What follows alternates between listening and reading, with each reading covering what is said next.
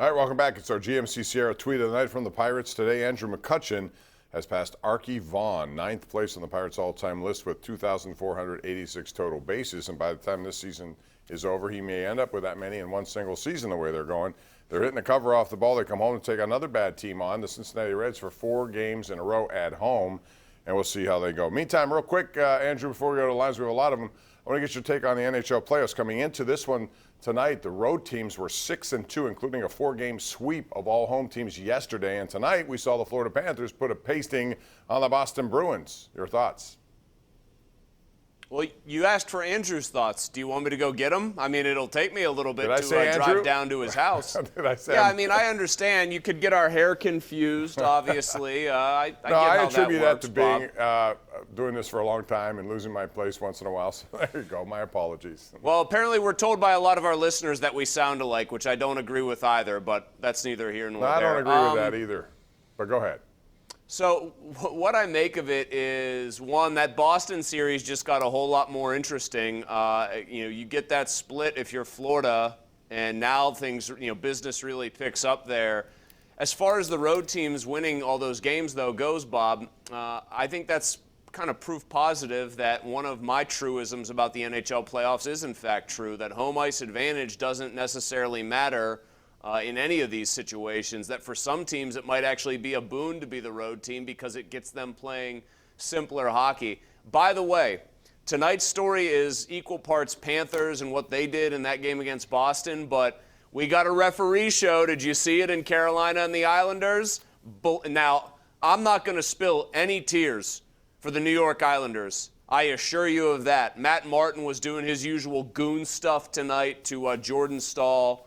But Mayfield gets high-sticked blatantly, no call, directly leads to Carolina scoring the winner in overtime and a 2-0, probably commanding series lead.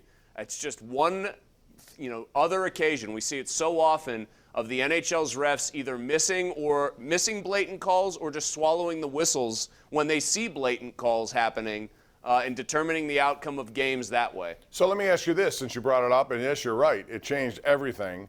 In the NBA, they go down the stretch and they have official challenges all the way through. You'll see more timeouts in the last 2 minutes of an NBA game than you would.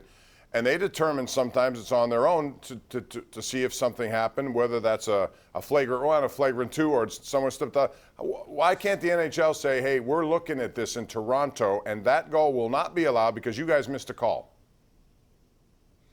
They could. I mean, I don't see... why can't Toronto buzz down? I know it would be a lot of pressure, on the ice referees, or maybe they could have somebody who's at ice level who's not actually one of the linesmen or referees for the game buzz into that person's ear and say, hey, stop play immediately. There was a blatant missed high stick, and we are going to go with it. You can only do it for probably a couple penalties. You couldn't just say, is that a hook? Is that not a hook? But for things like high sticking, I think that's what it's tailor-made for. Again, not crying tears for the Islanders. Don't care if they lose. Wah, wah, wah. But I saw Islanders fans, Bob, say this basically, they're not even looking at it as a loss. They refuse to count it as such because it's so obvious that the penalty should have been called. I mean, I kind of agree with that sort of frustration. How else are you going to express yourself? Your team should have been on the power play. Instead, you were fishing the puck out of the back of your net going home down 0-2. Yeah, and rules are meant to be changed. And if you're going to put replay into it, if you're going to do this, you may as well go that level. Daniel Briere here in Pittsburgh, I remember an offside call that was so bad, and for some reason, nobody saw it. And again, if it impacts the game to that extent, especially in overtime, it should be looked at. Let's go to the lines. Bill in Scott Township. Hey, Bill, what's up? How you doing? Okay, Bill, what's going on? Hey, Chris, I got a question for you. On April the 5th, I went to the casino. I bet $50 on the Pirates to win the division. Pays back $2,300. You think that was a good bet? Why didn't you bet $100? Go ahead, Chris.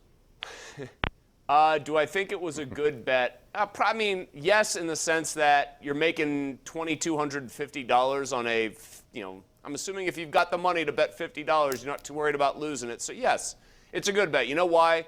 That is not a good division. I know the Brewers are off to a hot start. They look like a juggernaut. I know the Cubs are surprising right now.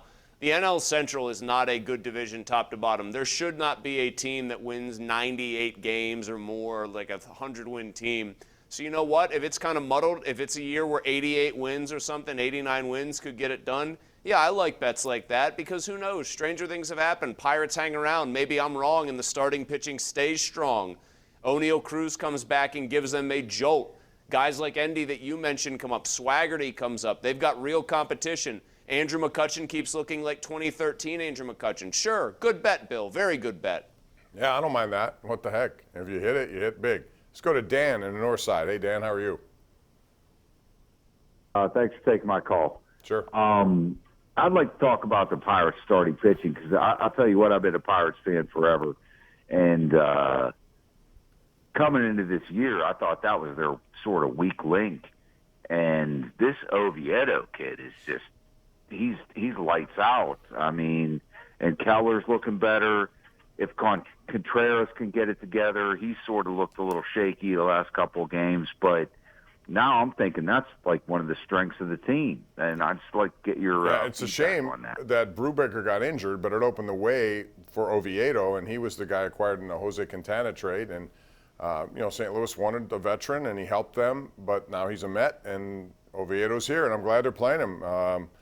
As many arms as you can get, Chris, that's the thing. But you never know how many of them are going to actually succeed. How many, like, for example, Mike Burrows now is, he's got arm issues. Who knows what he's going to need, probably surgery. All these guys you may count on may not be available. So you need as many of them as you can get. So, yeah, it looks like a pretty good start. Oviedo's been really fun for a couple reasons. One, you hope that it ends up being a fleecing of the Cardinals by the Pirates. That would be very gratifying. But, I mean, man, isn't it just a simple recipe? A big dude, he's 6'5", like 230, kind of has the built like a horse type of body that Neil Huntington used to covet in pitchers.